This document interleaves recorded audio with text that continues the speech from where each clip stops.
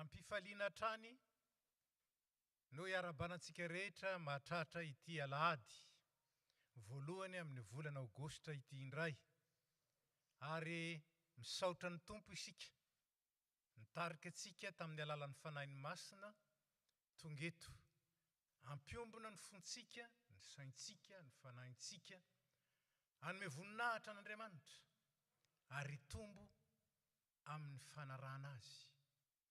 Anio dia fantatsika fa alahady fandraisana. Noho izany ny tompony manasa antsika iray latabatra aminy mba handraisantsika fanavaozam-panahy sy hery hoentsika manaraka azy. Anio koa dia misy ireo ray aman-dreny izay manolotra ny zanany ho an'Andriamanitra amin'ny alalan'ny batisa, miompo amin'izy ireo isika amin'ny fanatanterahany fiangonana izany adidy masina izany. Dia ampitombona amintsika rehetra ny fahasoavana sy ny fiadanana avy amin'Andriamanitra raintsika sy Jesosy Kristy Tompo. Amin'ny anaran'ny Ray sy ny Zanaka ary ny Fanahy Masina. Ny salamo fahavalo no entsika manandratra ny voninahitr'Andriamanitra. Salamo fahavalo toizantsika amin'ny hira fa 470 ary rehefa vita ny vavaka vao mipetraka isika. Tompo Andriamanitra io, endre ny alehibe ny voninahitra ao manerana ny tany tontolo. Nataonao manoatra ny lanitra ny fiandriananao, kanefa ny feon'ny ankizy madinika, eny ny feon'ny rezaza mbola minono aza, no anoheranao ny mpandrafy anao, ary zany dia toy ny manda natsanganao, ampanginanao ireo fahavalo sy izay te hamaly ratsy. Raha jereko ny lanitra asa tananao sy ny volana makitana napetraka ao eny, dia mba inona moa ny olombelona ny tsarovanao sy izay zanak'olombelona ny karakarainao, fa nataony lalatsaka kely noho ny anjely izy, ka nosatroanao voninahitra sy fiandrianana. Nampanjakainao amin'ny asa tananao, nataonao eo tongony ny zavatra rehetra, dia ny omby amanondry sy omba amin'ny biby diany an-tsaha, ny voro manidina sy ny trony ranomasina izay miriry manaraka ny onjandrika.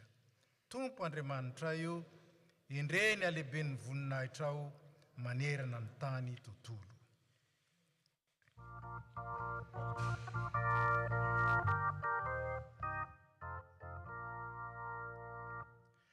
Andriananario endre nevone nahitra, nitany sy nilanitra mananotra ny lanjanao, ny asanao rehetra famonjena lehibe, mitaridalana derany anarana,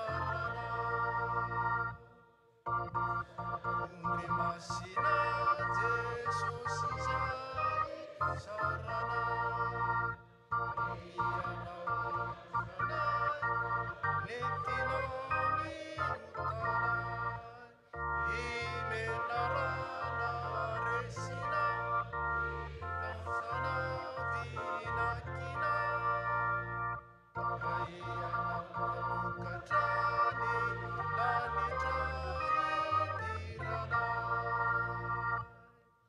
ore fanahy masina izaitarikana, anety tena sy anaky fampanota izay, manamatra anayandray ny avotra, ka manamasina mba raisony fisaorana, ny voavonjy maminy anjely mankasitraka, ny tany sy ny lanitra mekambana nandratra, anao rera sy zanaka, anao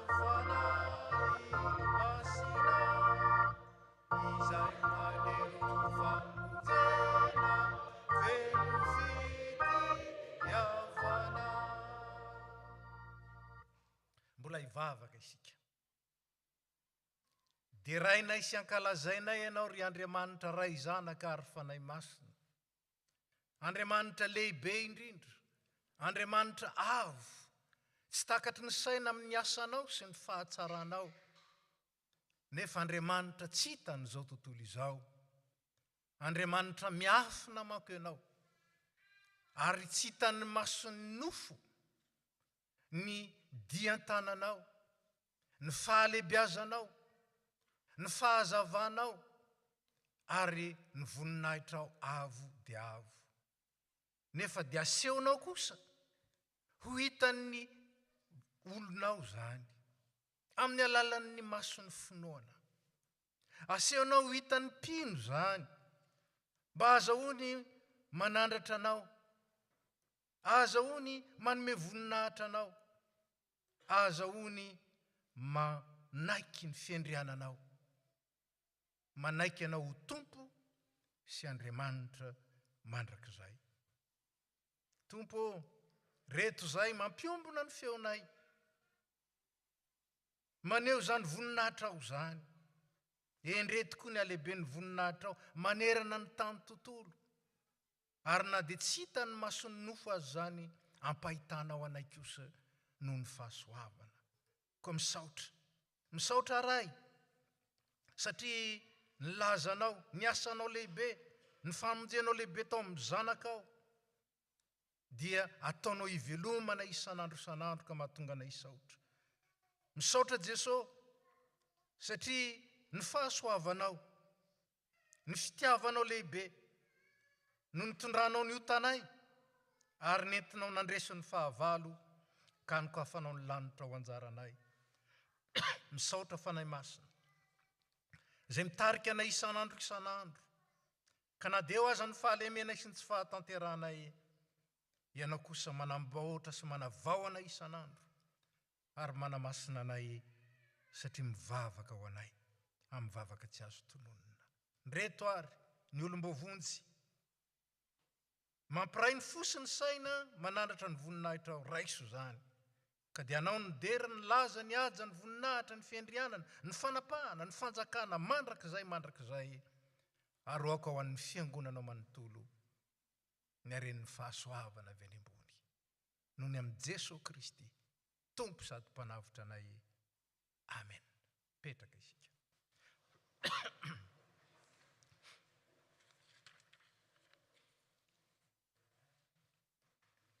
Ry havana, ianoy amin'ny fanajana sady ampieritrretana lalina, ny teny izay manambara ny sitrapon'Andriamanitra ho antsika indray amin'ny alahady ity.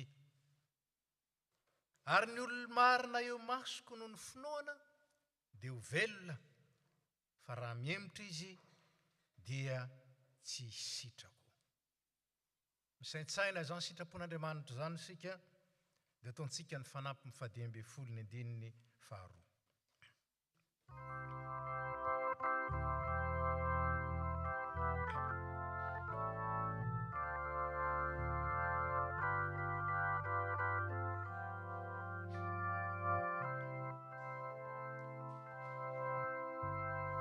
Jesosy zokiko rasoa,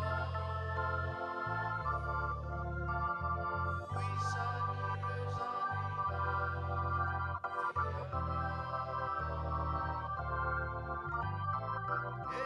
Eritreretalo fa io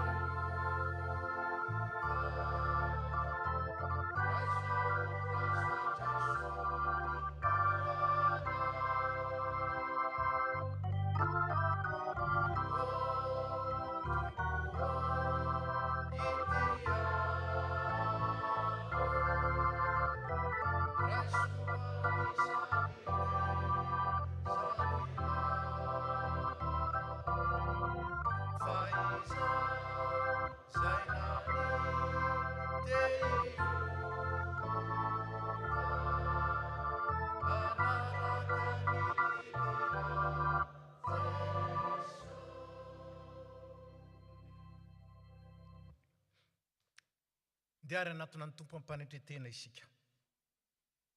Te handray antsika ny Tompo. Sange ny fo maloto vesara-pahotana tsy afaka mahita ny tavan'ny tompo fa raha maiky ny fahotantsika kosa isika dia matoky somarin'Andriamanitra ka mamela ny helontsika sy manadio antsika amin'ny tsy fahamarinana rehetra. Ivavaka ary isika. Tompo andreto zahay, manondrika ny lohanay eo anatrehan'ny voninahitra aho. Andriamanitra masina manko ianao, Andriamanitra marina ianao ka tsy mba azo andaingana. Andriamanitra be voninahitra ianao ka tsy tia ny fiatsaram-belatsia.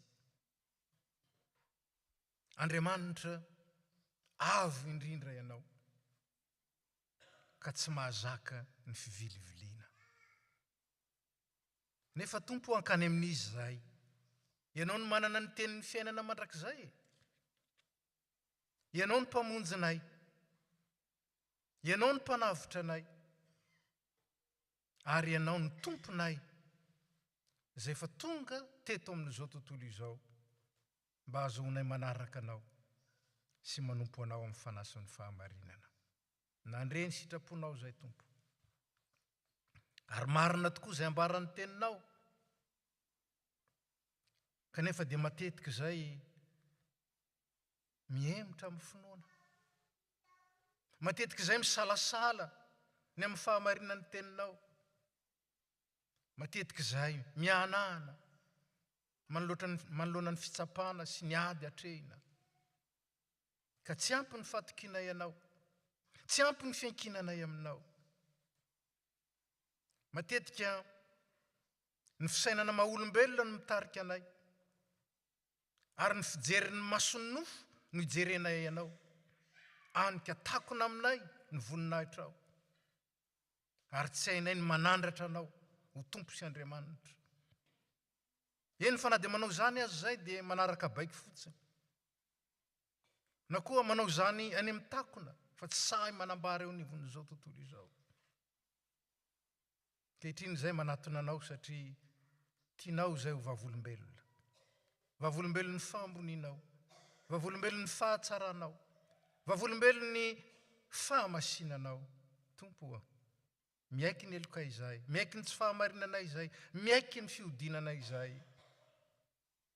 Ary dia raiso. Satria efa anao, vita tompoka vatsa teo amin'ny tananao. Ny anaranay tsirairay avy. Koa dia mamindrafo aminay, mamela ny elokay, manavaoza ny fonay. Miaraka ny fiangonana. Ranay be famindram-po, mitalao aminao zay, mamela ny elokay. Diovy zay ho afa-pahotana, sasao zay mba ho afa-keloka, ary avaozy ny fanahinay mba vonoka nompo anao, ny fitiavan'i Jesosy Kristy zanakao mpamonjy anay, no angatanay aminao. Amen.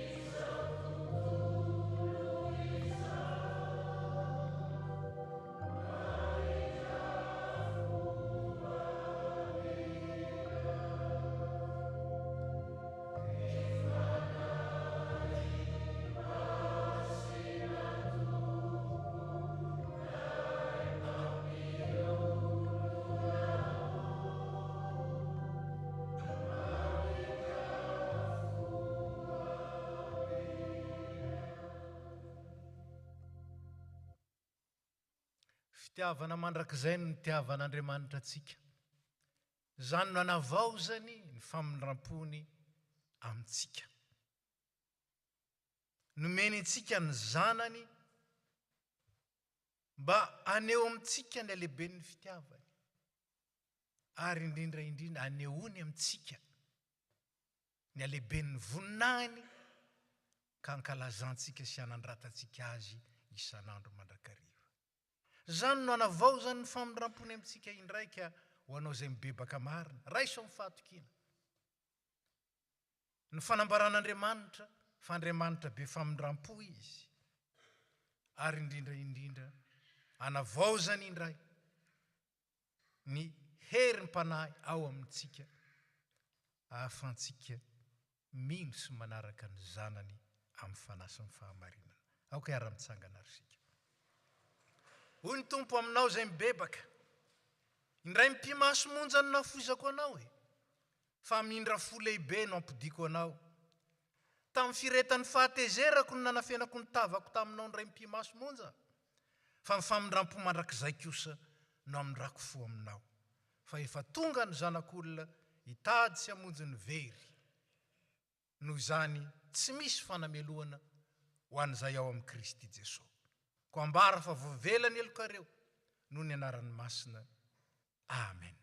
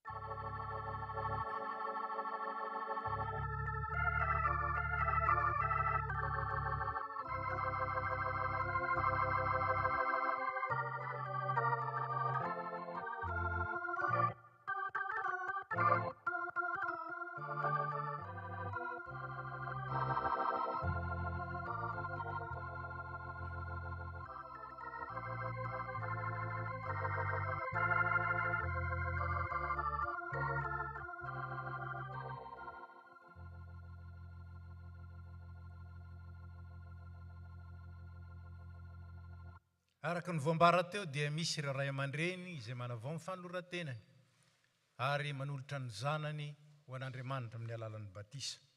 Manao ny hira izay efa voatondro isika dia mangataka ireo ray aman-dreny sy mpitaiza mba hiakatra ety anoloana.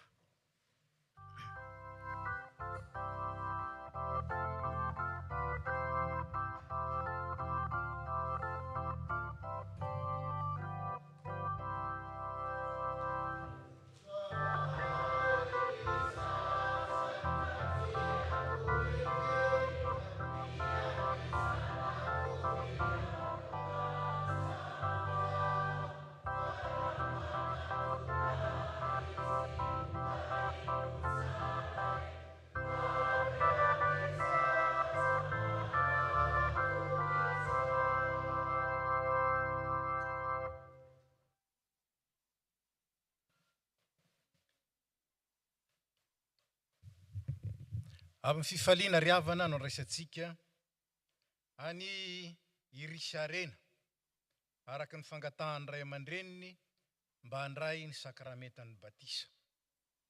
Antsony isika fiangonana ho vavolombelona eto anatrehan'Andriamanitra manoloana izao fanoloran-tena izao sady mahatsiaro koa ny fanoloran-tenantsika tsiraray sy ny nandraisantsika amin'ny fahasoavan'Andriamanitra tamin'ny alalan'ny sakramentan'ny batisa. Eny hoe ary havana ny tenin'ny tompo anorenan'ny fiangonana izao sakramenta izao. Efa nomena avokoa ny fahefana rehetra any an-danitra sy ety an-tany ny tompo. Koa mandehany ianareo ataovy mpianatro ny firenena rehetra, ka ataovy batisa ho amin'ny anaran'ny Ray sy ny Zanaka ary ny Fanahy Masina izy, sady ampianaro hitandrina ny zavatra rehetra izay nanodiko anareo. Ary indro zaho miaraka aminareo isan'andro vaky mandra-ponga ny fiafaran'izao tontolo izao.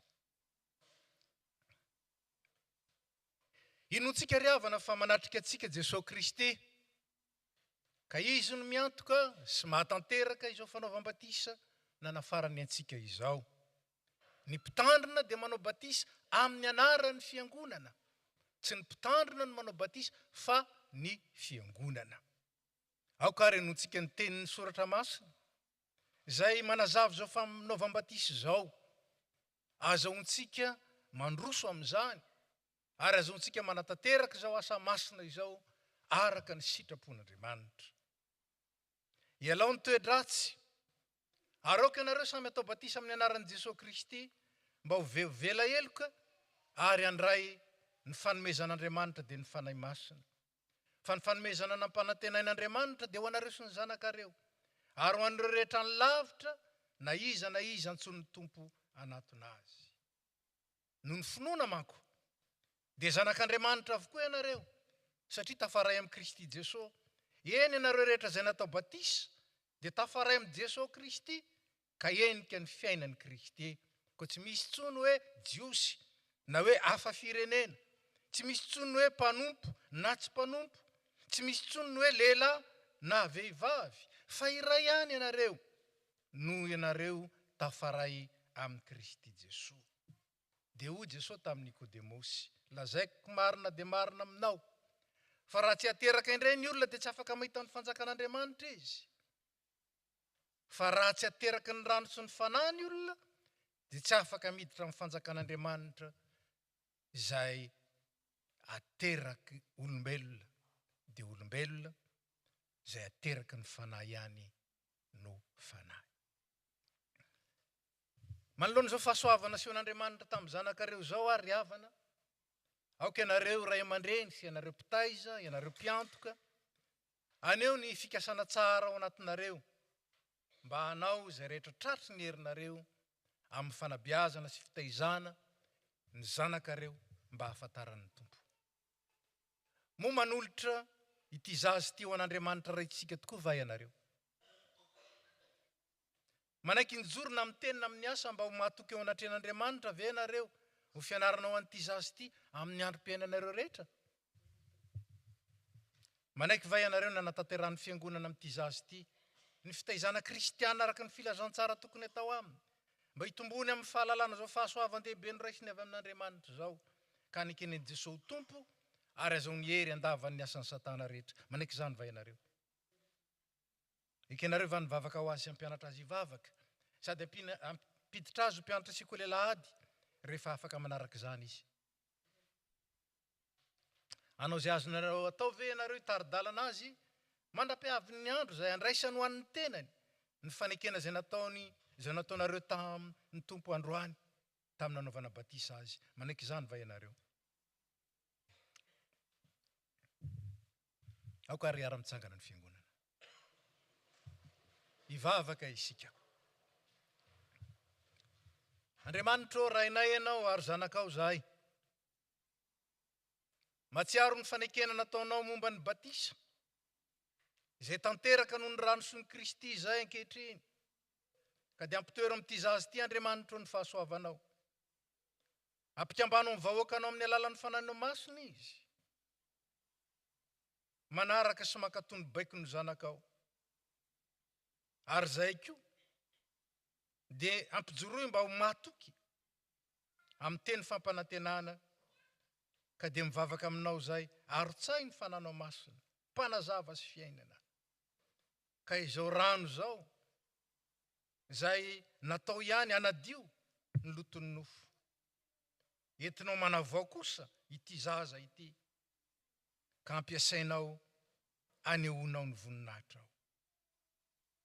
Raiso ny fanekenao mandrakizay, irisy. Ary hitafy an'i Kristy, tokoany izy ka ho tonga olom-baovao. Zany ny vavaka sandratray amin'ny anaran'i Jesosy Kristy Tomponay. Amen.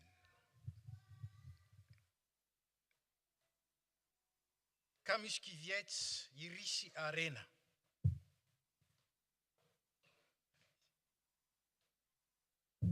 Zaho manao batisanao amin'ny anaran'ny Ray sy ny Zanaka ary ny Fanahy Masina.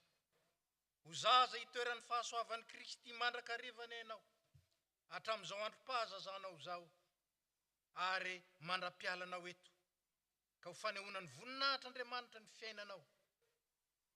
Ary ianao kosa aseho ny tsy manan-tsiny eo anoloan'ny voninahiny. Mahatoky le niantso anao, ary miantoko zany noho ny fahasoavany. Amen.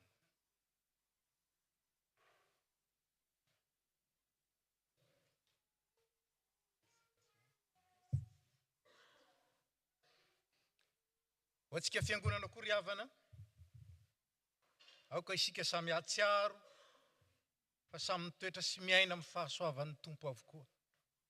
Mifankaty sy mifampahery noho ny batisa izay nampiraisana ainantsika ao amin'ny Kristy. Aoka raisitsika ao anatin'ny fiombonantsika feno fifankatiavana ity zaza ity. Ho isan'ny fiangonana, mpiray aina amintsika. Ary aoka isika samy hivavaka mba hahatonga azy hitombo amin'ny fahafenon'ny fahalalana an'Andriamanitra sy Jesosy Kristy zanany. Hivavaka isika. Ry Andriamanitra rainay ao, amin'ny alalan'izao batisa zao ary amin'ny alalan'ny fananao masina, aoko vavolombelona mahatoky ny amin'ny filazantsaranao ity zaza ity. Amasino izy Tompo amin'ny androm-piainany rehetra, ary tario lalana ao amin'ny fanjakanao mandrakizay. Ampio Ray aman-dreny, ny fianakaviana, ny fiangonana, mba ohatra tsara lain'ity zaza ity tahaka amin'ny finoana. Narananao, tehirizo amin'ny fitiavanao ny olona tsiraray ato amin'ity fianakaviana ity Tompo. Ary avaozonao anatinay koa ny fahasoavanao, izay nasehonao amin'ny nanaovana batisa anay tsiraray avy. Ny amin'ny Jesosy Kristy Tomponay. Amen. Hoy Tompo, aza matahotra, efa nanavitra anao aho, efa niantso ny anaranao aho, ianao. Ko dia mandehana amin'ny fifalian'ny tomponareo. Mahazo mipetraka ianareo. Mahazo mipetraka isika.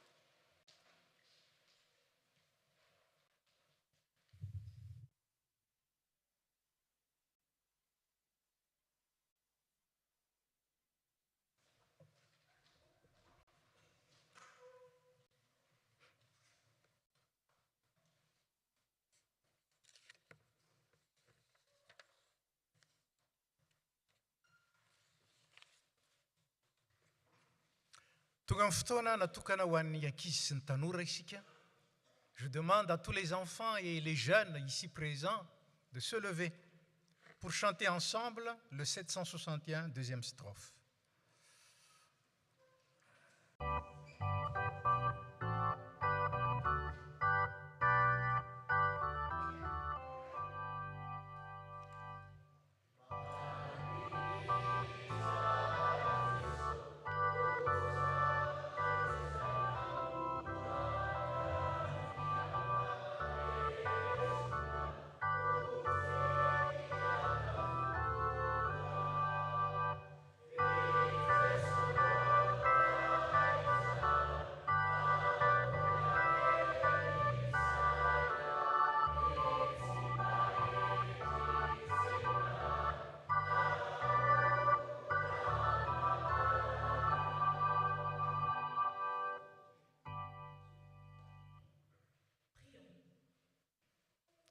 Seigneur Dieu Tout-Puissant, Créateur du ciel et de la terre, que ton nom soit élevé, que ton nom soit glorifié, car tu es un Dieu rempli de sainteté, un Dieu plein de bonté. Seigneur, nous te sommes infiniment reconnaissants pour ce moment de méditation dédié aux jeunes et aux enfants. Que ton Esprit Saint soit sur chacun de nous, qu'il nous illumine, afin que nous puissions bien partager ta parole. En ton nom, Jésus-Christ, Amen. Vous pouvez vous asseoir. Bonjour les enfants, bonjour les jeunes, bonjour à tous. Alors, le verset dont le Saint-Esprit m'a inspiré aujourd'hui se trouve dans Matthieu chapitre 17, verset 2, qui se lit au nom de Jésus. Il fut illuminé, son visage resplendit comme le soleil, et ses vêtements devinrent blancs comme la lumière. Les enfants, c'est vrai que le terme transfiguration, transfiguré semble un peu complexe. Mais si on regarde de près, eh bien, on voit le mot quand même figure. C'est comme si donc que Jésus, on parle de Jésus dans Matthieu, eh bien, Jésus, il changeait d'apparence, il changeait de figure. C'est un peu comme les Batman, les Superman, et même, rappelez-vous, les Power Rangers des années 2017. Hein, vous voyez, avec qui changeaient de figure. Ils étaient des êtres humains ordinaires. Et puis, par une simple parole, transmutation de monde, ils devenaient extraordinaires. Mais ça, les enfants, ce sont des personnages d'invention qui n'existent pas vraiment. Mais Jésus, lui, c'est vraiment quelqu'un de réel, quelqu'un d'extraordinaire. Et quelqu'un aussi qui est venu comme Dieu, sur terre, dans un corps humain, avec de vraies mains, de vrais pieds, un visage et des yeux qui pouvaient pleurer, qui savaient pleurer. Mais pourtant, Jésus, quand il avait une vie d'enfant, une vie d'adulte, il a enseigné, il a guéri des malades, il a calmé la tempête, il a nourri la foule, il a fait plein de choses extraordinaires. Et ça ne suffisait pas. Le peuple d'Hébreux ne l'a pas écouté. Et Jésus, qu'est-ce qu'il est allé faire ? Dans ce Matthieu 17, chapitre 2, eh bien, il a emmené ses proches disciples sur une haute montagne. Et ses proches disciples, Jean, Jacques et Pierre, il a emmené pour quoi faire ? Pour rencontrer Dieu, pour aller voir Dieu. Et là, Dieu l'a rempli de lumière. Son visage resplendit comme le soleil et ses vêtements devinrent blancs comme la lumière. Jésus fut enveloppé de lumière. Pourquoi ? Pourquoi il a fait ça ? Parce que la lumière, ça sert la lumière. Je sais bien, peut-être que les grands chez nous, nous avons entendu parler de délestage. Hein, quand c'est le moment de délestage, on entend la famille dire oh, c'est la panique générale. Est-ce la bougie ? Où sont la bougie ? Où sont les bougies ? On se compte partout. Maman, j'ai peur. Dans le noir, les enfants crient. C'est à Madagascar, ça se passe le plus souvent, ce phénomène de délestage. Ça veut dire que la lumière est coupée dans la maison, comme ça. Et on voit rien, comme ça. Et on voit rien. Les enfants se cognent partout. Ils ne savent plus aller. J'ai peur, maman. Et les grands, ils sont perdus. C'est ça le délestage. Et qu'est-ce qui se passe quand arrive la lumière ? C'est un ouf général. Oh, ça y est, la lumière est revenue. Et c'est comme ça que Jésus nous apparaîtra, comme une lumière qui vient dans notre vie. Et une lumière qui brille, Parce que sans lumière, nous-mêmes, nous sommes un peu perdus. Et nous vivons actuellement des moments de délestage dans notre vie. Nous avons les guerres un peu partout. Nous avons de disputes. Nous avons de la haine. Nous ne nous comprenons pas. Nous nous disputons avec les uns avec les autres. Ça, c'est le phénomène de délestage. Et pourtant, dans ce Matthieu 2, 17, verset 2, c'est magnifique. Cette transfiguration de Jésus qui apparaît à ses proches disciples et à nous-mêmes pour nous interpeller, pour nous dire « Je suis la lumière, je suis la vérité. » Et nous devons suivre cette lumière. Je reviens un peu à cette lumière. Je viens de la FPMA La Réunion et bien sûr, certains d'entre vous me connaissent bien. Et je m'émerveille, je suis la vice-présidente de l'église et je m'émerveille devant les enfants de l'école de dimanche que nous avons. Nous avons Lucia ici qui est la présidente. Ce sont des enfants, ils sont partout. Moi, je suis déconne aussi, mais des fois, on ne fait rien parce qu'ils sont partout dans l'église. Allez, ils arrivent. Des fois, on a plein de choses à porter. Eh bien, ils sont à l'entrée, ils viennent porter. Allez, qu'est-ce que tu veux que je prenne, Joël? Ah, voilà, d'accord. Ils prennent la Bible, ils prennent tes affaires, ils prennent tous les matos. Les musiciens, ils arrivent avec plein de matériel. Ils sont là. Et mieux que ça, vous savez, qu'est-ce qu'ils font? Eh bien, il y a des jeunes parents qui viennent avec leurs enfants, des bébés, par exemple. Eh bien, ils disent, tu veux que je tienne ton bébé? Et ils s'occupent du bébé jusqu'à la fin du culte. Les bébés s'endorment dans leurs bras et les parents, eh bien, ils n'ont plus qu'à assister au culte, mais ils les tiennent. Et les parents, des fois, ils ont peur. Ah, ils vont peut-être les laisser tomber. Eh bien, non, pas du tout. Donc voilà la lumière de Dieu qui se reflète dans les enfants de l'école de dimanche. Et je voudrais aussi parler d'une jeune fille, la STK, de la Réunion aussi. Et vous l'avez peut-être connue parce qu'elle est venue à la Réunion nationale STK, à JL, je crois. Et peut-être que vous ne l'avez pas vue, mais elle se destine pour devenir pasteur. C'est une jeune fille de 20 ans. Les parents n'en savaient rien. Et elle s'est inscrite pour devenir pasteur. Moi, je suis la formation permanente et je dis, oulala, il faut travailler. Il faut avoir cette lumière divine pour vraiment devenir à l'âge où les jeunes, ils aiment bien faire un peu de réseaux sociaux, mais elle s'est destinée à Dieu. Pour terminer, nous sommes à Toulouse, je voudrais rappeler le petit Andy. Andy, c'est mon neveu, et il est décédé, il avait une maladie. Il avait une maladie et une tumeur du cerveau. Mais ce qui est étrange, c'est qu'on ne l'avait pas compris à l'époque.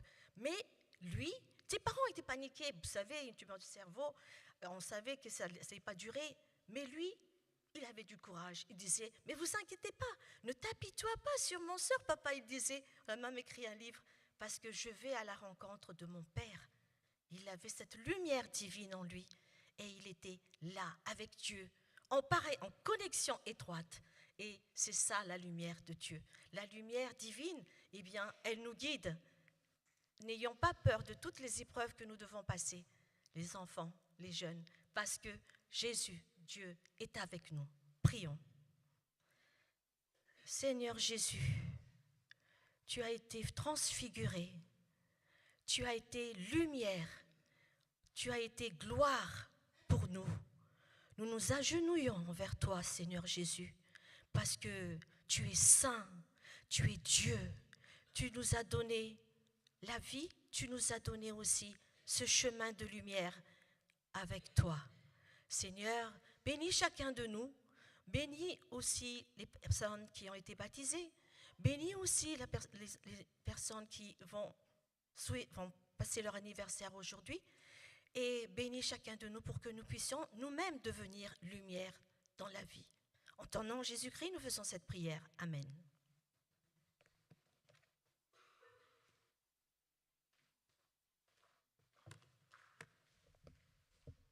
Dia misaotra Joël sika izay zanaky ny fiangonana teto Toulouse nitoetra taona maro teto ary birao ny fiangonana sady diakona ao amin'ny FPMA La Réunion.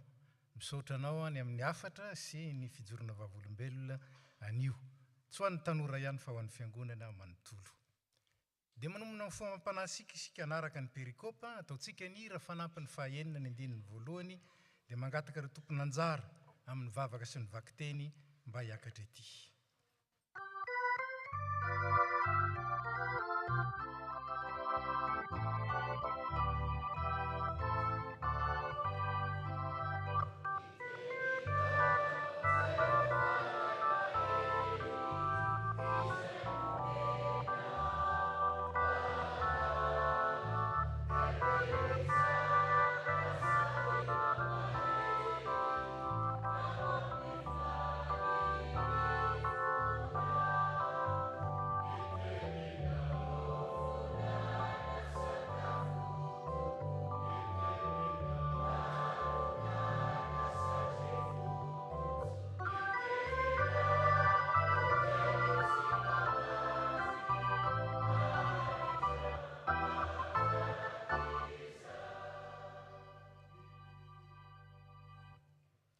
ivavaka isika tompoko.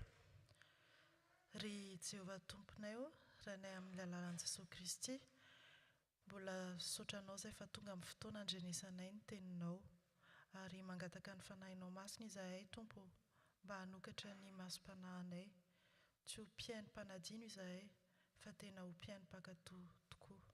Ka ampangino ny feo rehetra izay tsy avy aminao, ary aoka ny fanahinao masina izay hibitsika aminay ihany no renesinay, ary tendreo ny fahavan'izay hitondra ny teninao, mba tsy verina aminao ny teninao, raha tsy efa nahatanteraka izay nandrahanao azy. Dia amin'ny anaranao mahery Jesosy, nanaovana izany vavaka izany. Amen.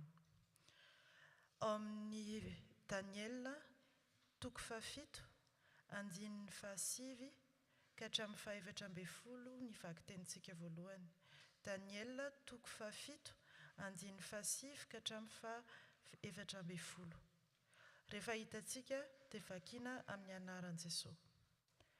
Mbola nijery ainy aho, ka indreo nisy seza fiandrianana napetraka, ary nisy anti-daa iray tonga nipetraka. Ny fitafiany dia fotsy tahaka ny oram-panala, ny volondohany dia tahaka ny volon'ondry madio. Ny seza fiandrianana dia lelafo, ary ny kodiarany dia afo mivaivay. Ho ny afo no nipoitra sy ny koriana avy teo anatrehany. Antapitrisa ireo nanompo azy, ary anjato tapitrisa no nitsangana teo anatrehany. Dia nipetraka ireo mpitsara ary nosokafany ny boky. Tamin'izay dia mbola nijery ainy aho no ny fireondreon'ny teny avinavina miopampana navoakan'ilay tandroka kely. Nefa raha mbola nijery aho, dia novonoiny ho faty ilay biby fahefatra, ka ny tenany dia natsipy no levonina tao anaty afo mahamay aok'izany. Nesorina tamin'ireo biby hafa ny fanapahany, kanefa no alavaina ihany ny fahavelomany mandritra ny fotoana voafetra. Dia mbola nijery ny fahitana azoko tamin'ny alina ihany aho, ka indro nisy tahaka ny zanak'olona tonga teny amin'ny rahony lanitra, ary nakeo amin'ilay anti-daa izy sady nampanakaikeziny azy. Ary nomena azy ny fanapahana sy ny voninahitra ary ny fanjakana, mba hanompo azy ny foko sy firenena ary ny samihafa fiteny rehetra. Ny fanapahany dia aritra mandrakizay ka tsy hanapetra, ary ny fanjakany tsy ho rava na oviana na oviana.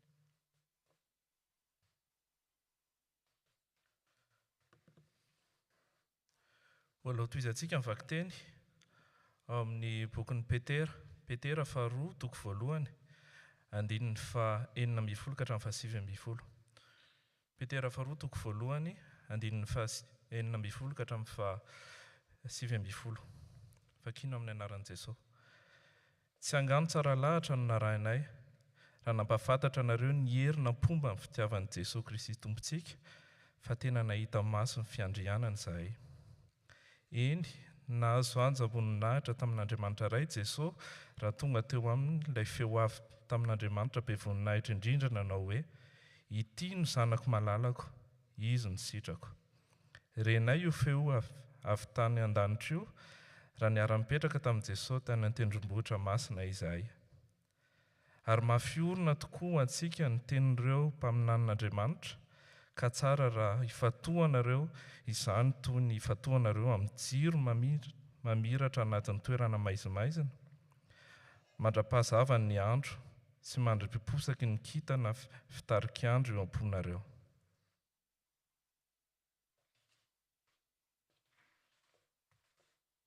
Mangataka ny fiangonana hitsangana alohan'ny hamakiana ny filazantsara. Ho faranantsika ny famakiana ny teny soratra masina. Izany dia hita ao amin'ny filazantsara nosoratan'i Matio, toko 17, ny 1 ka hatramin'ny 7. Filazantsara Matio, toko 17, 1 ka hatramin'ny 7. Amin'ny anaran'ny Tompo. 9 andro taorian'izay dia nalain'i Jesosy niaraka taminy ry Petera, mba ry Jakoba sy Joany mirahalahy, ka nentiny nitokana tany an-tendrombohitra avo anankiray.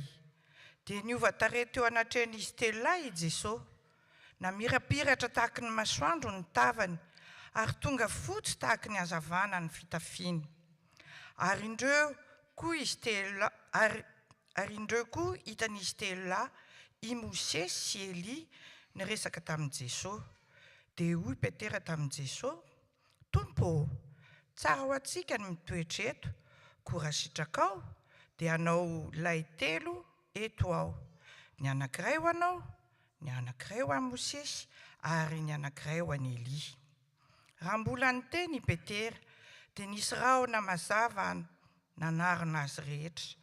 Ary inzao nisy feo avy tao amin'io rahona io nanao hoe, ity no zanako, ilay malalako, izy no sitrako, enoy izy.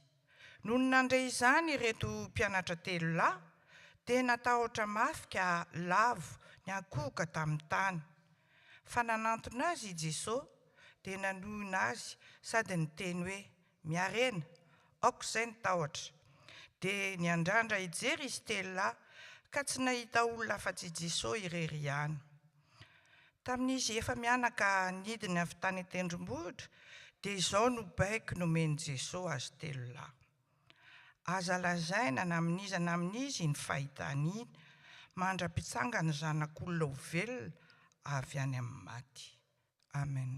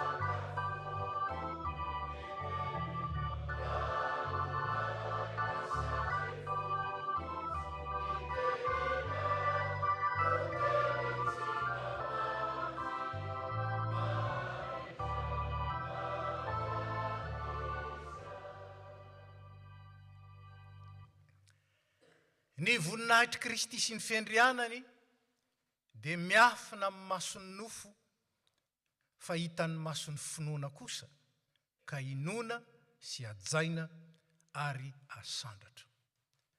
Zany indray no amehezana ireo perikopa 3 izay nomenantsika amin'ity alahady voalohany amin'ny volana Aogositra ity. Ny fanahy masin'Andriamanitra ny hitara-dalana antsika, azaontsika mahita sy mahalala ny voninahitra sy ny fiandrianan'ny tompontsika. Amen. Mipetraka isika.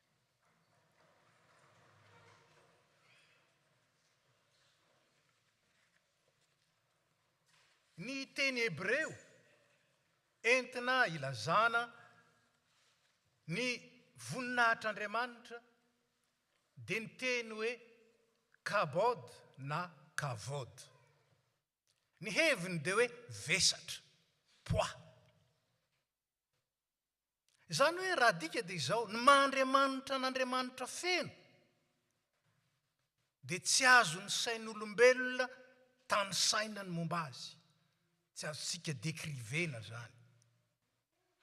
Kanefa dia asehon'Andriamanitra ny voninahiny. Na dia tsy hainy saina tany saina aza ny momba ny voninahitr'Andriamanitra, dia ambaran'ny soratra masina fefa nasehon'Andriamanitra hatramin'ny nahariana izao tontolo izao. Izao no ambaran'ny Paoly ao amin'ny bokin'ny Romanina 2. fa ny heriny mandrakizay sy ny Mandriamanitra azy dia miseho hatramin'ny nanaovana izao tontolo izao. Raha lazaina amin'ny fomba hafa dia miseho amin'izao tontolo izao zany ny voninahitr'Andriamanitra, saingy miafina, tsy hita ny saina na ny mason'olombelona. Hanika tsy hain'ny olombelona maizy azy amin'izao no mahita sy ny mahalala ny voninahitr'Andriamanitra. Tsy hain'ny sain'olombelona sy ny mason'olombelona amin'izao fa miafina aminy ny amin'ny herin'ny voninahitr'Andriamanitra, ny amin'ny fisehon'ny voninahitr'Andriamanitra, ary ny amin'ny fiatraikan'ny fahalalana izany voninahitr'Andriamanitra zany eo amin'ny fiainana.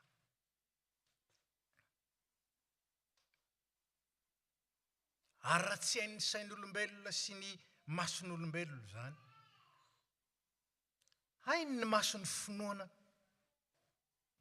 sy hainy ny saina no avaozana, araka ny tenin'ny Paoly ihany amin'ny Romanina 12, miavaoza amin'ny fanavaozana ny saina, na ny hoe miova amin'ny fanavaozana ny saina. Romanina 12:12. Araka izany raha miafina amin'ny maso sy ny saina maha-olombelona, tahaka izany ny voninahitr'Andriamanitra sy ny fiandrianany, zany hoe ny maizy azy manontolo, ny kabodan'Andriamanitra, dia mila finoana izany, ny fahitana sy ny fahalalana izany. Mila finoana. Ary eto ny finoana tsy hoe zavatra eritreretin'ny saina. Ny olona rehetra nge manana finoana daholo. Manana zay inona ny olona rehetra. Fa tsy zany ilay ambara hoe inona eto, fa ekena na dia tsy hita aza. Heverina toy ny hita na dia tsy hitan'ny mason'ny nofo aza. Ary mambabo sy maharesy lahatra na dia tsy hita miharihary aza. Tao amin'ny testamenta taloha dia olona notsongaina vitsivitsy ihany no afaka nahita ny voninahitr'Andriamanitra, tahaka ny Mosesy zany rehefa tao an-tendrombohitra izy. Ny zanak'Israely koa nisehon'ny voninahitr'Andriamanitra, saingy tsy nahazo nidirana ny tabernakely rehefa nidina tao ny voninahitr'Andriamanitra, satria tsy azo ny maso jerena izany, tsy azo ny mason'olombelona hita zany. Ary na Mosesy aza rehefa nandalo Andriamanitra dia ny voany ny lamosiny no nitodika tany amin'Andriamanitra, tsy hain'ny olombelona takarina izany. Ary olona notsongaina ho ihany aneho izany tahaka ny Mosesy, fa misy koa ireo mpaminany tahaka ny Isaia, tahaka ny Ezekiela. Ary reny aza dia tamin'ny alalan'ny fahitana nahitany ny voninahitr'Andriamanitra. Ary eto Daniela ny voatantara. Mamperitreritra ny fomba ilazan'ny Daniela ny fahitana io fiandrianan'Andriamanitra io. Nijery intelo Daniela vao nahita ny voninahitra sy ny fiandrianan'ny zanak'Andriamanitra. Intelo. Nijery dia niverina nijery indray ka tamin'ny voalohany dia inona no hitany Daniela? Seza fiandrianana no hitany. Tamin'ny faharoa dia ny fanjakan'ny fahavalo izay noresen'Andriamanitra no hitany. Ny fanjakan'ny devoly io. Ary fanitelony izy vao nahitany zanak'olona, nomena ny fahefana sy ny fiandrianana ary ny voninahitra mandrakizay. Dia nomena azy ny fanapahana sy ny voninahitra ary ny fanjakana mba hanompo azy ny foko sy ny firenena ary ny samy hafa fiteny rehetra. Ny fanapahany dia aritra mandrakizay ka tsy hanapetra, ary ny fanjakany tsy horava na oviana na oviana. Vaky tiantsika teo zany. Intelo. Inona moa ny telo? Isan'ny fahafenoana. Isan'Andriamanitra, satria io ilay telo izay iray io. Isan'ny finoana. Voalaza ombenombieny fa ireo olon'ny finoana dia nampiasa io telo io.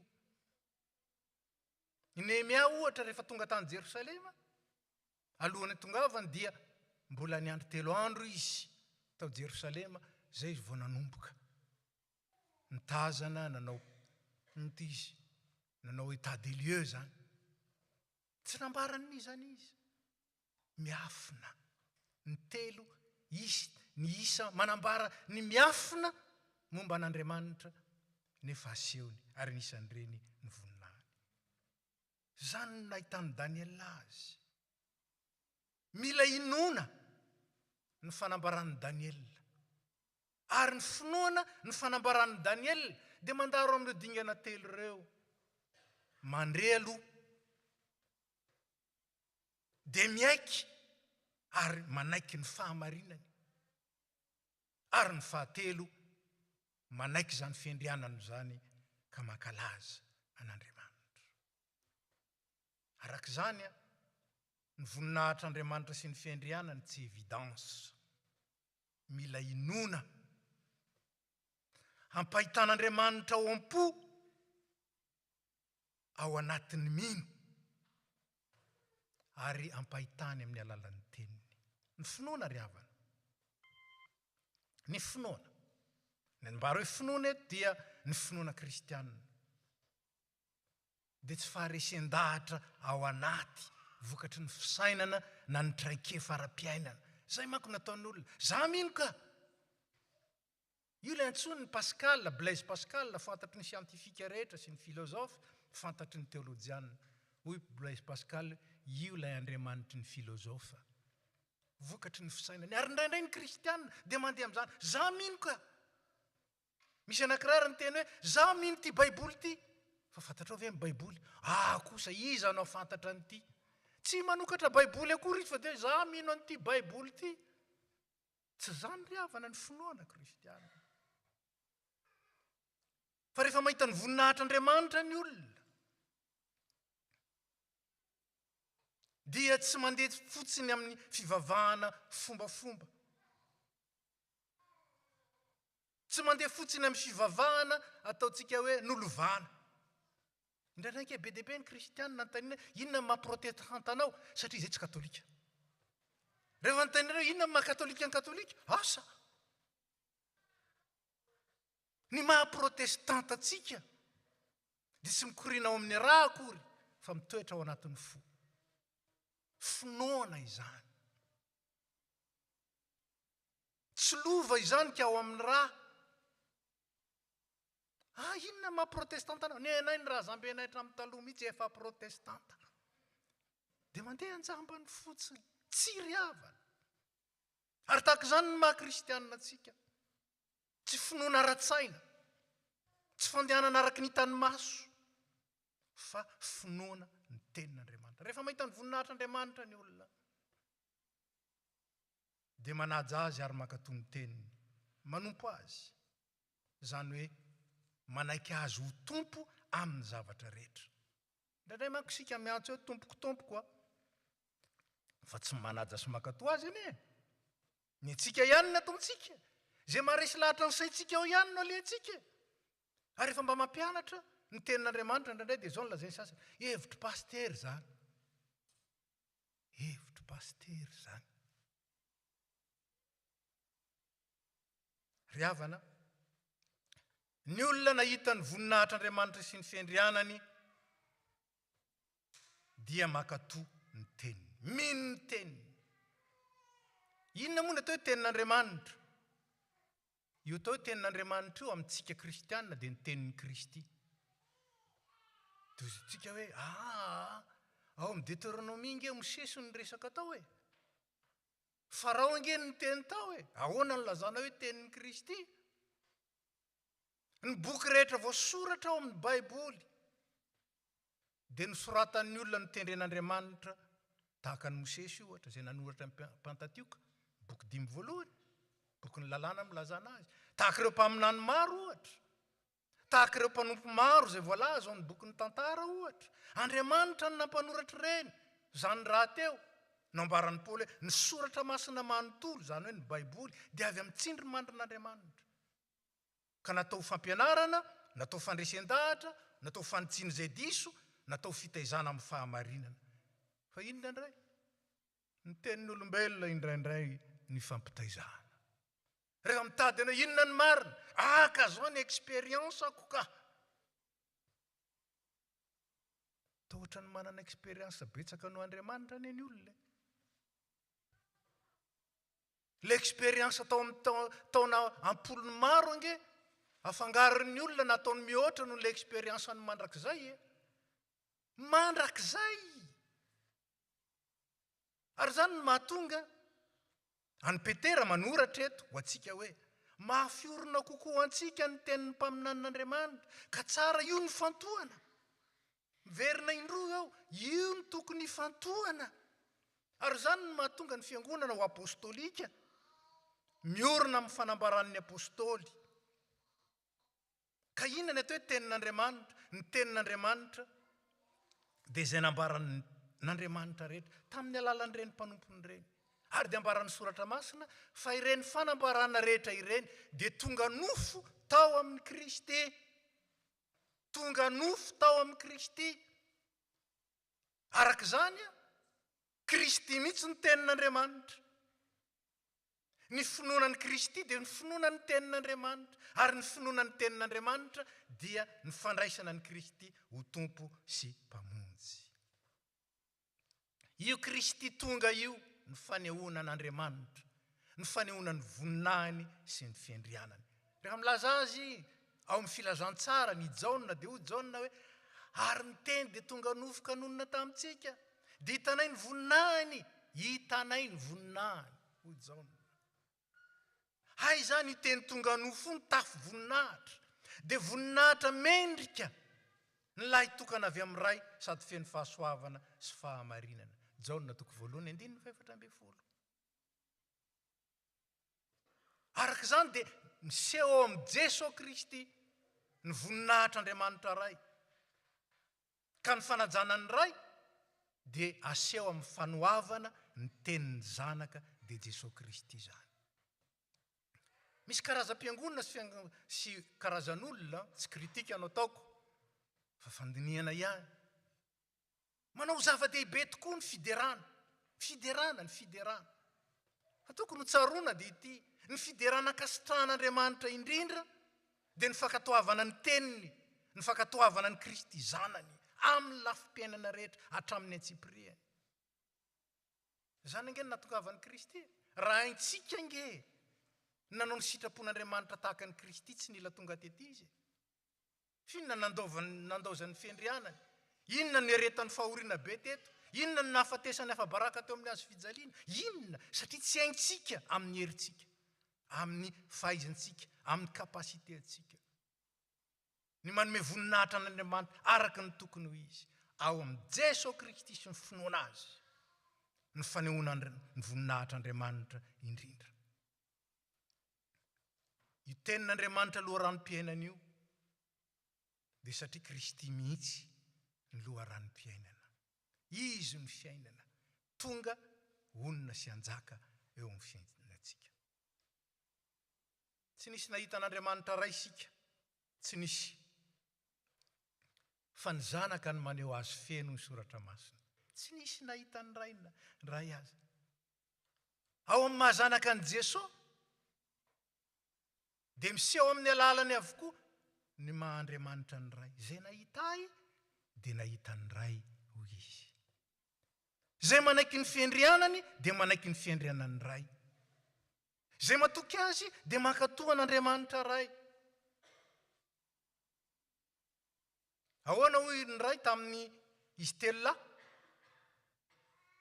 izay niara-dalana tamin'i Jesosy teo tendrombohitra? Ity ny zanako malalako izay sitrako izy no eno. Raha lazaina amin'ny fomba hafa dia ity ny zanako malalako sitrako ho enonareo. Zay ny dikany. Enoy ny tenin'ny Kristy. Ary te hankatony ray isika, hankatoavy Kristy. Ny fahitana ny voninahitry ny ray ao amin'ny zanaka dia Jesosy Kristy zany. Io ny fanomezam-boninahitra lehibe an'Andriamanitra. Ary zany dia manosika antsika anaiky sy ananatra ny zanaka satria ao aminy no miseho feno ny voninahitry ny ray. Hitanay ny voninahiny hojaona, voninahitra mendrika ho an'ilay tokana avy amin'ny ray. Ny fanomezam-boninahitra ny Kristy sy ny fanomezam-boninahitra ny ray dia ray ihany. Ary zany no naseho teo an-tendrombohitra ry havana, zany no naseho teo an-tendrombohitra. Izay nahita ny Kristy da nahita ny ray. Nefa isika izao indray tsisy nahita ny Kristy. Tsisy nahita ny Kristy inge isika, iza no nahita ny Kristy? Fa amin'ny alalan'ny teniny, amin'ny alalan'ny fanatrehany, amin'ny alalan'ny fanahy masina izay monina ao amintsika, amin'ny alalan'ny fankatoavana azy, amin'ny alalan'ny fivelomantsika azy feno, mibaiky ny fiainantsika, mitondra ny fiainantsika, miorienté ny fisainantsika, dia mananatra ny voninahitra Andriamanitra sy manaiky ny fiandrianany isika. Eo amin'ny fanekitsika azy ho mpanjakatsika, zany hoe manjaka feno eo amin'ny lafim-piainantsika. Ary eto mpamaranana, dia zany no mampieritreritra indrindra.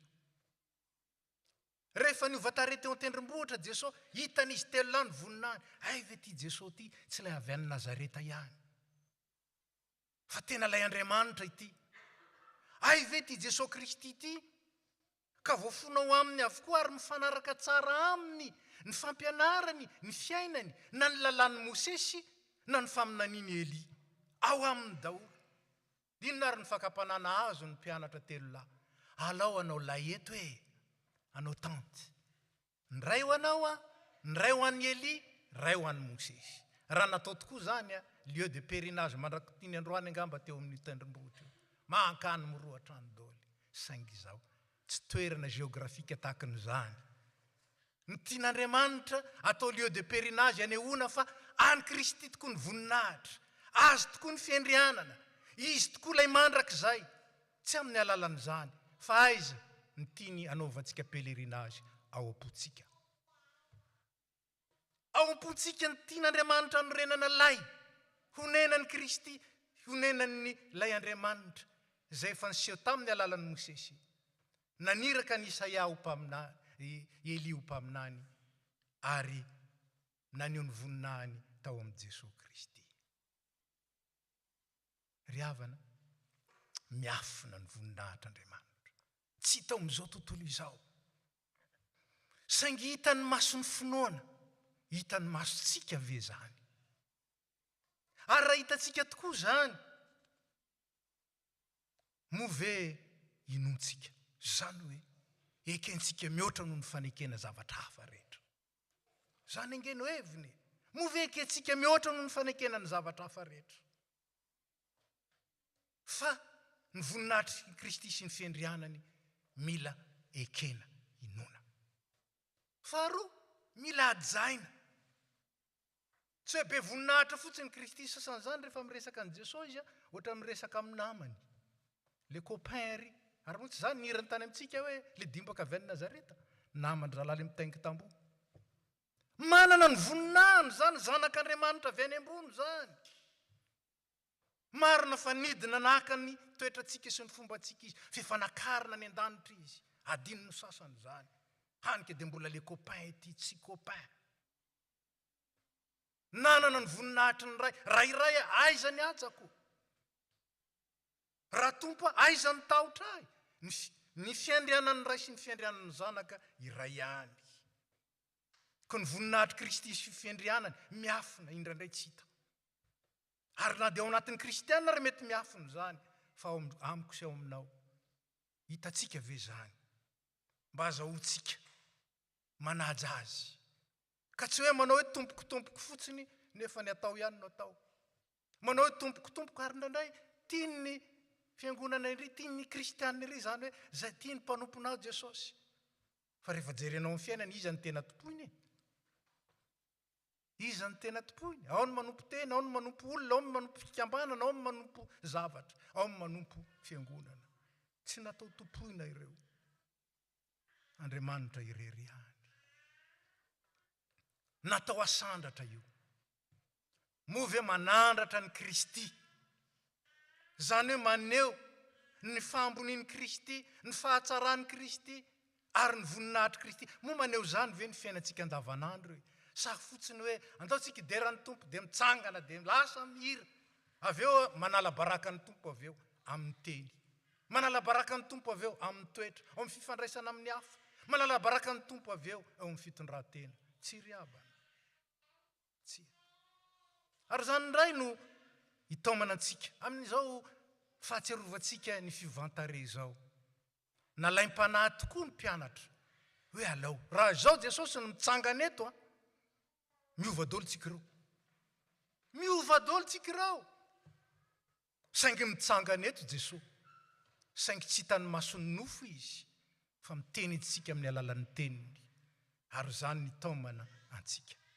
Hino azy, hanaja azy ary hanandratra ny voninahiny. Tsy eto ihany, fa eo amintsika manontolo ihany satria ny lieu de pèlerinage izay isehon'ny famirapiratany Jesosy Kristy ao am-poko sy ao am-ponao, ao amin'ny tokantranoko sy ao amin'ny tokantranonao, ao amin'ny toerana rehetra izay diavin'ny tongotry ny zanak'Andriamanitra rehetra, izay diavin'ny tongotry ny anada, ny rahalahy sy anabavin'ny Kristy rehetra. Raisy ny fitahina. Ho aminareo rehetra ny fahasoavan'i Jesosy Kristy Tompo, ny fitiavan'Andriamanitra ray ary ny firaisana amin'ny fanahy masina. Ampiorina nareo amin'ny fahamarinan'Andriamanitra. Azonareo mahita ny voninahitra ilay tiantsika. Ary anekenareo ny fiandrianany ka ho tena tompo izy, tena mpanjaka izy, ka manjaka eo amin'ny lafim-piainana manontolo, isa minitra, isa tsegondra, isan'andro ary mandritry ny fiainana. Mahatoky ilay ny antso anareo amin'izany. Izy ny hatanteraka izany ho an'izay mahatoky azy. Amen. Petraka isika.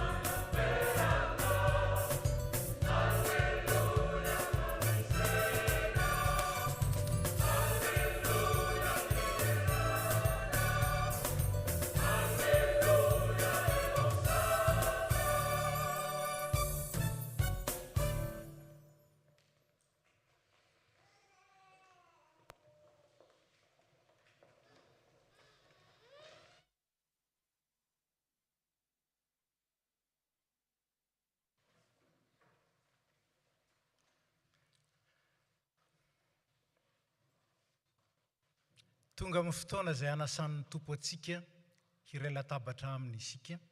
Manao ny hira sy vavotondro isika dia mangataka ny dekona mba hiakatra ety.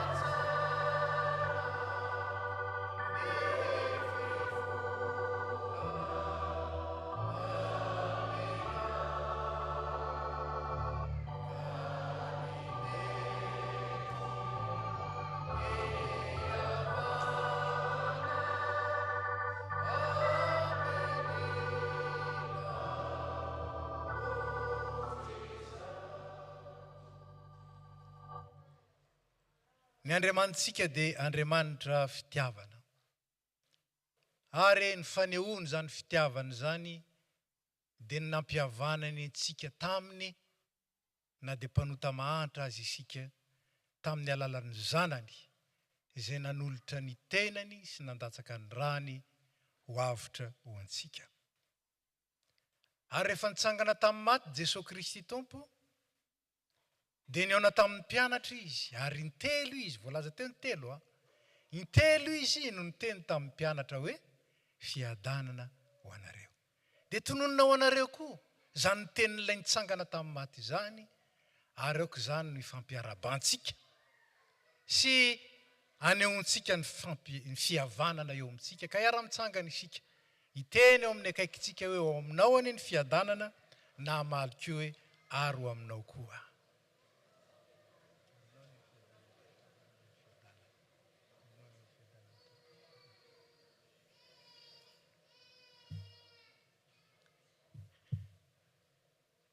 Dia asan-drato amin'ny Tompo ny fonareo. Aoka hoderaintsika ny Tompo Andriamanitra. Eny tokoa Tompo ray mason'Andriamanitra mandrakizay mahefa ny zavatra rehetra. Mety tsy mahavonjy ny soaranay ianao amin'ny fotoana rehetra sy amin'ny toerana rehetra, amin'ny alalan'i Jesosy Kristy Tomponay, izay tianay sy nanolo-tena hamonjy anay. Amin'ny alalany koa nideran'ny anjely ny fiandriananao. Hitsaoan'ny fanapahana sy ny fahefana rehetra anao amin'ny tahotra, ary arahan'ny fiangonana any an-danitra sy ety an-tany, midera ny anaranao amin'ny fiobiana.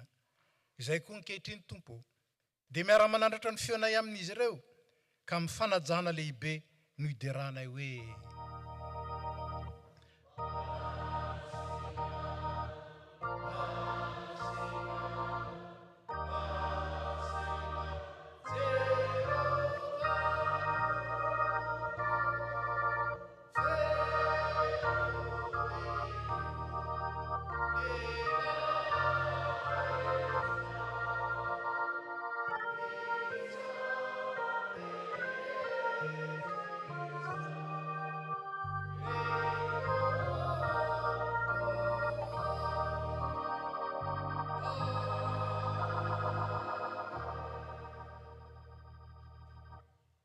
izao ny teny mirakitra ny fanasana voalohany izay mbola hankalazaintsika sy hatserovantsika ny Tompo mandrakizao ary mandra-piveriny.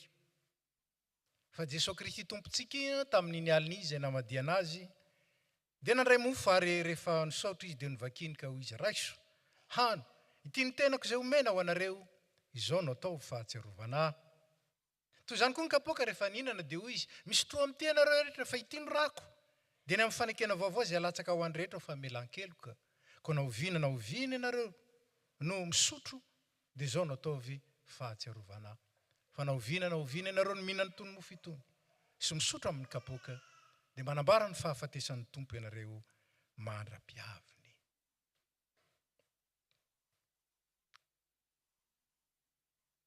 Mipetraka ny fiangonana.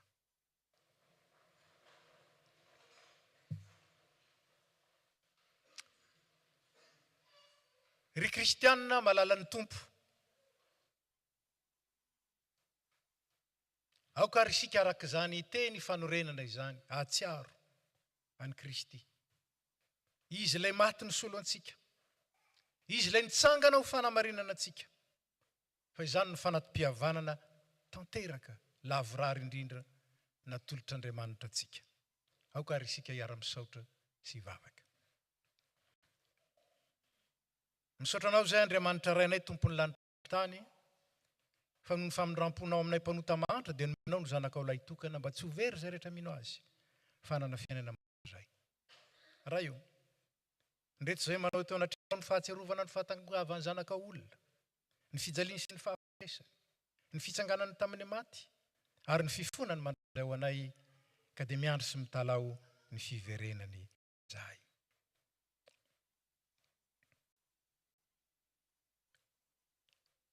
Ankehitriny raha io, haidiny ny fanahy masina mba hameno ny fonay, ka andraisanay tokoa amin'ny finoana velona, ahitanay ny voninahiny sy ny fiandrianany, amin'izao izy manatona anay, manasa omby-databatra amin'izao, miaraka ny fiangonana.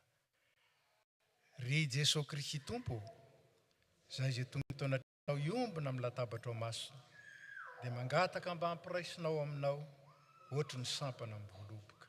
Ampianary fankaty tahaka ny tiavanao anay izay, ary aoka izay ara-manana ny fiangonana masina manontolo, ny fiononana sy ny fifaliana aminao.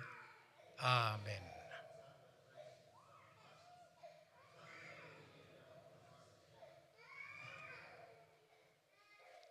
Ataontsika ny hira 5:112.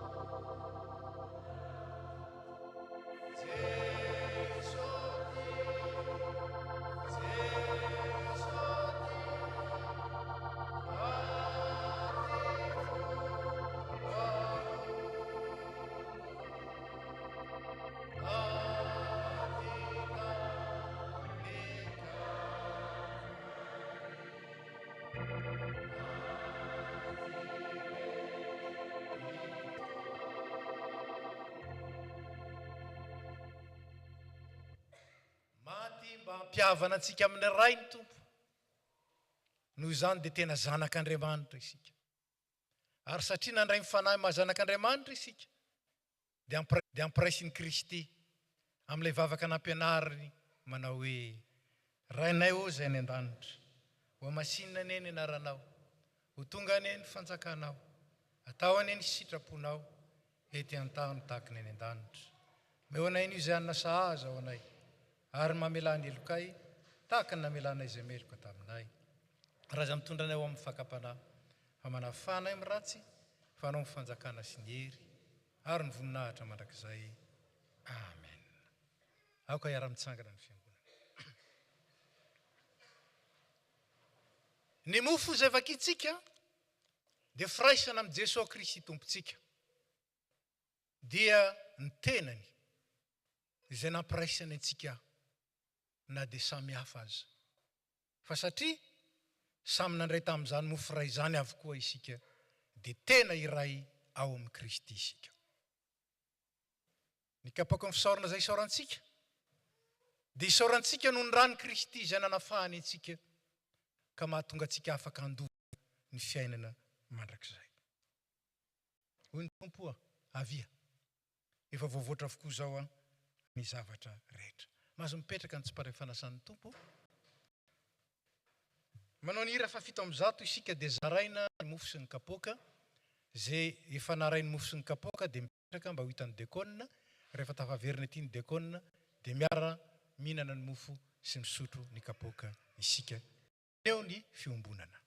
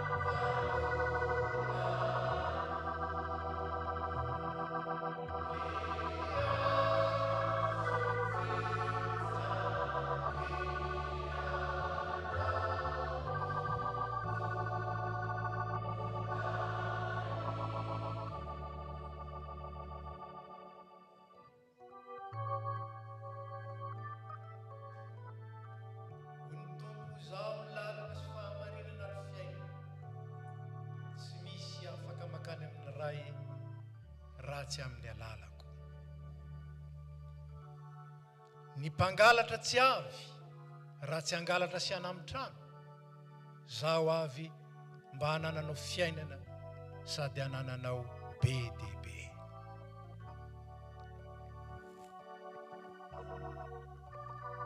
Zaho mofinaina izay nidina avy any an-danitra hoy ny tompo. Izay mihinana ity mofo ity tsy mba honona mandrakizay, ary izay misotro ny rako dia tsy angetaeta intsony mandrakizay.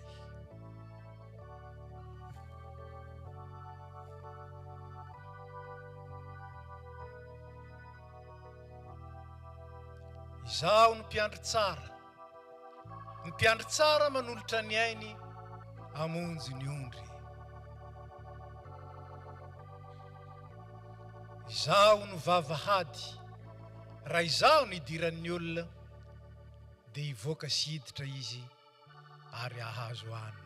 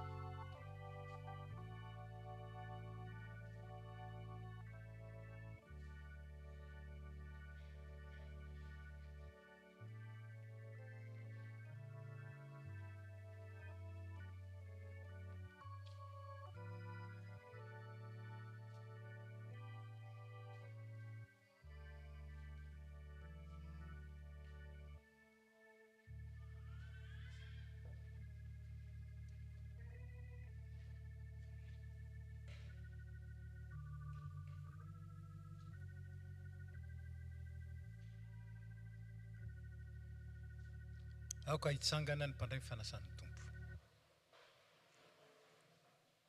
Ho Jesosy Kristy tompo, raiso hano ity ny tenako izay omena ho anareo, izao no ataovy ho fahatsiarovana.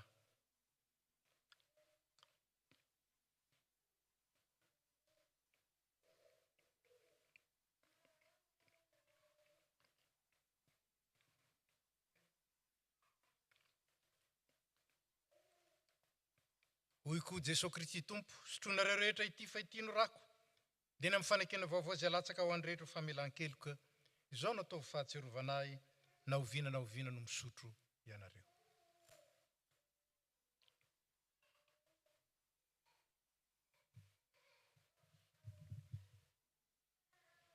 Jesosy Kristy tompontsika izay omby tamin'ny azo fijaliana ka nitsangana tamin'ny maty, nefa nanome anareo ny tenany sy ny rany izay nandravotany anareo tamin'ny fahotana rehetra. Izy ene ampahery siaro anareo amin'izany amin'ny finoana marina ho fiainana mandrakizay ho aminareo ny fiadanana. Mbola hivavaka isika. Ry Andriamanitra tsy toso mandrakizay ho misaotra anao izay fa sitraka tokoa ny namana anay tamin'ireny zavatsoa ireny dia ny tenan'i Jesosy Kristy zanaka mpamonjy anay sy ny rano sosarobidy indrindra izay mampahatoky anay amin'ny fitiavanao sy ny fahatsaranao ary ny fanaovana anay ho sampana velona momba ny tenan'ny zanakao. Mangataka aminao izay no famindramponao mba hiazona anay amin'izany fiombonana masina izany ka andehananay mamovo tsara amin'ny fitiavana sy faharetana amin'ny alalan'i Jesosy Kristy tomponay.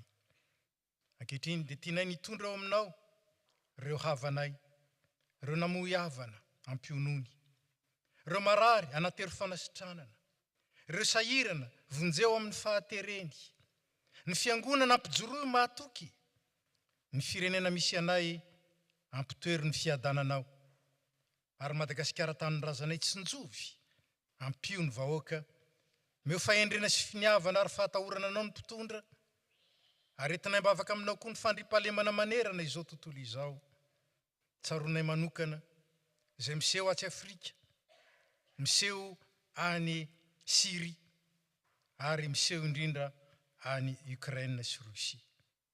Tompo, ianao no efa nitondra ny fiadanana sy ny fandripahalemana amin'izao tontolo izao, apetraka ao aminao izany amin'ny fahatokiana. Ary ho anay rehetra izay akaiky ny fonay, ninona mahasoa, ninona mampandroso, ninona matehidera, ninona manome voninahitra anao, ninona manandratra ny anaranao. Tanterao zany, ka aoka ny tsirairay, nisy ambatan'olona zany, nisy ampianakaviana koa, ary ny fiangonana manontolo handray ny aren'ny fahasoavana nomenao tamin'ny alalan'i Jesosy Kristy zanakao mpamonjy anay. Dia rainay ny anaranao raha io. Amen. Petraka isika.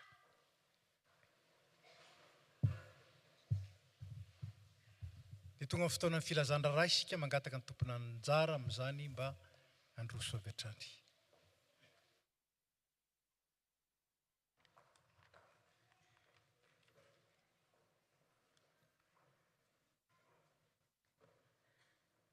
Ny mpitandrina sy ny komity eto amin'ny FPMA Toulouse dia faly miara-bantsika amin'ny anaran'i Jesosy Kristy lohan'ny fiangonana sy tompony asa. Toy izao indray no vaovao azo ambara amintsika anio.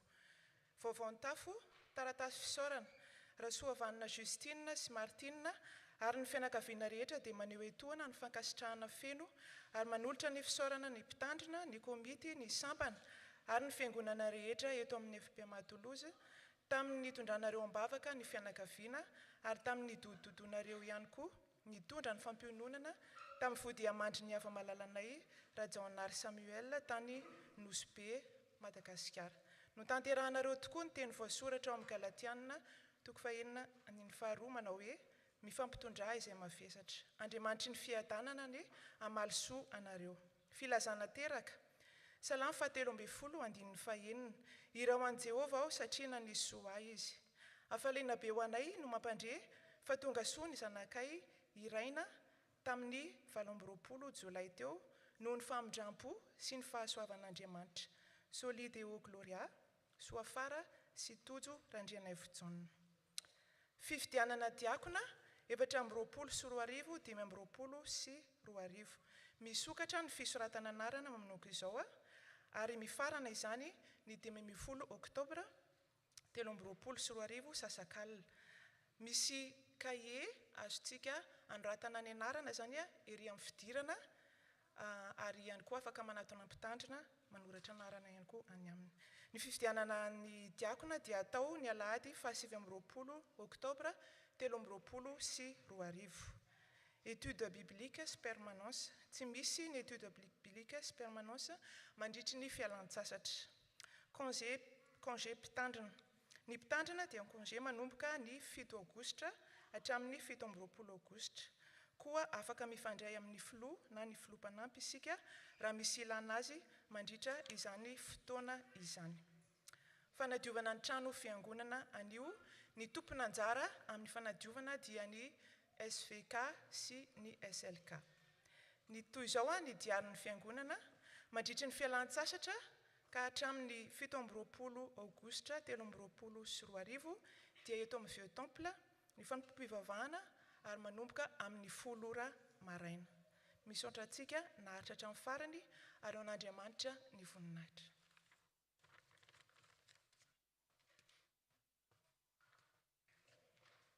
Araka ny fanaon'ny fiangonana dia miarahaba ireo vaovao na ireo vahiny sendra mandalo isika ka dia misy amintsika ao anatin'izany angatahana mba hitsangana tompoko arabaina amin'ny anaran'ny fiangonana ary tsofin-drano amin'ny anaran'i Jesosy Kristy tompontsika.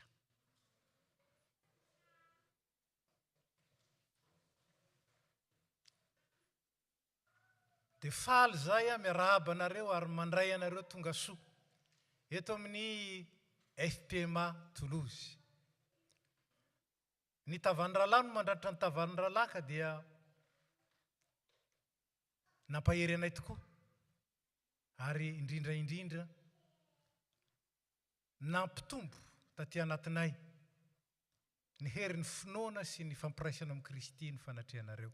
Je me permets de continuer en français parce que je vois qu'il y a des amis non malgachophones ici.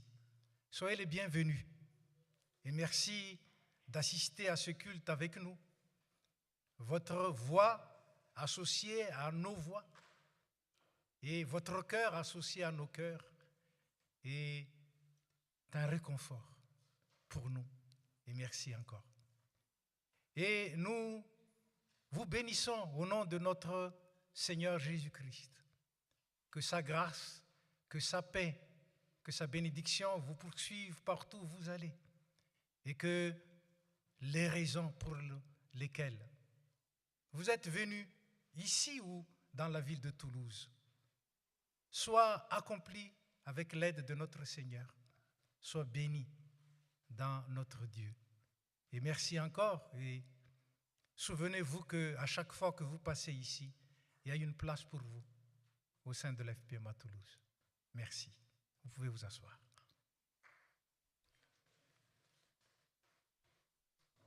Farany dia fanaontsika ny miarahaba ireo zokiolona izay natratran-tsingeritaona naterahany tamin'ny volana lasa iny. Ialana tsiny fa nisy adino tamin'ny volana jona ary dia sady mialatsiny no tsy maintsy manarina izany fanadononana fahadosoana izany. Ka nisy ny zokiolona izay tokony narabaina tamin'ny ray volana, izao izy ho arabaintsika satria tokony atao zany, indrindra mivavaka ho azy dia Andriamatoa razafiny manana manitra angatahana hitsangana izy reheto ary natratra ny tsingeritaona naterahany tamin'ny volana jolay iny Ramatoa Andriamaefasoa Brigite. Tsy eto izy fa ataoko fa manaraka ny fampivavahana amin'ny alalan'ny Zoom. Ka dia miarahaba anareo mianadahy ny fiangonana manontolo ary mirary soa sy mirary indrindra ny fitahian'Andriamanitra manana ambiampy aminareo. Ny tenin'ny tompo moa dia azo antoka. Mandra-pahantotrareo izy tsy miova ary mandra-pahafotsy ny volonareo dia za ihany ny sahirana mitondra anareo. Zany nanao, zany hitrotro, eny zany hitondra sy hanafaka. Dia toy izany hoe ampitovianareo amin'iza moa aho. Andriamanitra tsy miova ny Andriamanitsika. Lefa nitantana anareo hatrany amin'ny fahazazana, hatrany am-boaka azy. Ny mbola hitantana anareo ary ampitombo ny andro iainanareo, ny taona iainanareo. Azontsika miara-mifaly sy miara-manompo eto amin'ity fiangonana ity. Ary ampitombon'ny tompony ny taona anareo. Azahoana amin'ireo manambara amin'ny taranaka ny asa lehibe tanterahan'Andriamanitra eo amin'ny fiainanareo sy eo amin'ny fiainan'ny fiangonana ary eo amin'ny fiainan'ny fianakaviana. Dia mbola hivavaka isika. Tompo misaotra anao zahay noho ny fitahian-tsoa. Misaotra noho ny amin'reto havanay reto izay nitahianao, narovanao ary natratra ny tsingeritaona nahaterahany tamin'ny volana lasa iny, volana jona, volana jolay. Tompo mametraka azy eo am-pelantananao zay. Ny teny fikasanao aoko tanteraka amin'ireo ary indrindra ny fitahianao manana ampiampy, ny fahasoavanao tsy arefesina. Aoka hirotsaka ao azy ireo ary ho an'ny ankonany isan'andro. Dia tehirizo mandrakariva ambanin'ny fitotananao. Ka ianao no hatanteraka izay rehetra mahasoa, izay rehetra mampandroso, izay rehetra miaro azy na amin'inona ary izay mahatanteraka ny fiainany sady ho fankasitrahananao no fitombona sy fivelarana ary fifaliana ho azy ireo. Matoky zay fa mahay manao mihoatra noho izay nangatana amin'izany vavaka izany ianao. Nidera ny laza ho anao ary ho an'ireo havanay kosa ny fitahianao manana ampiampy. Amin'ny ara-tsaon'i Jesoa. Amen. Mahazo mipetraka ianareo.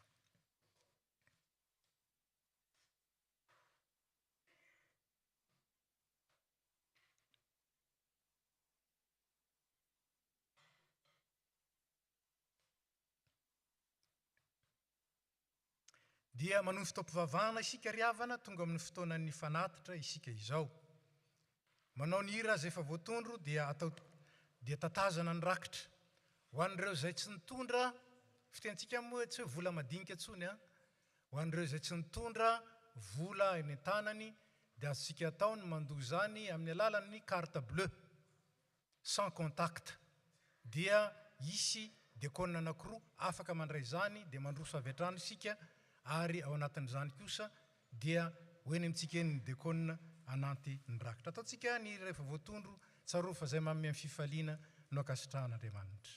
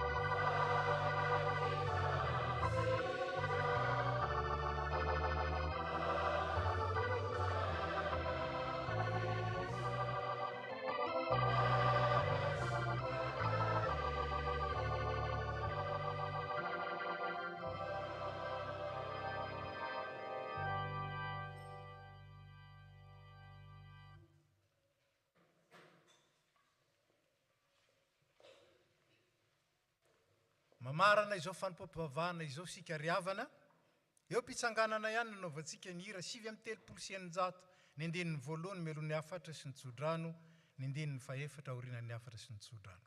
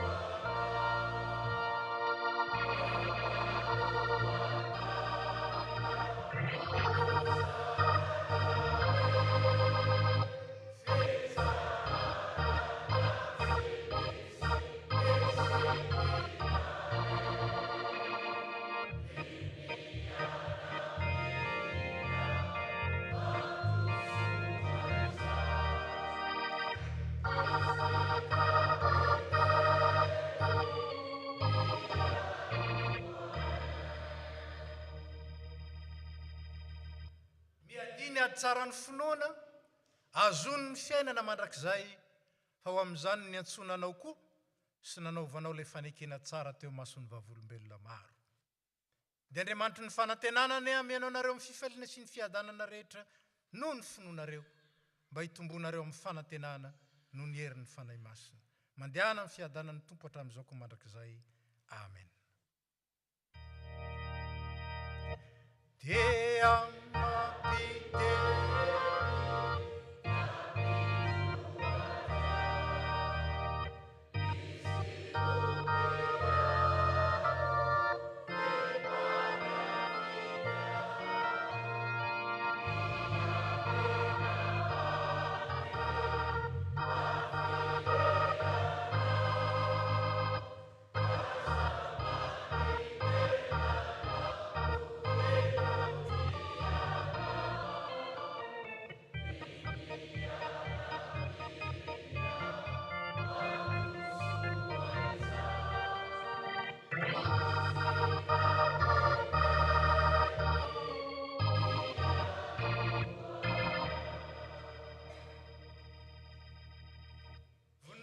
Andriamanitra ray zanaka ary fanahy masina zay hatramin'ny taloha indrindra ka ho mandrakizay. Amen. Mandehana amin'ny fiadanana ka manompo ny Tompo.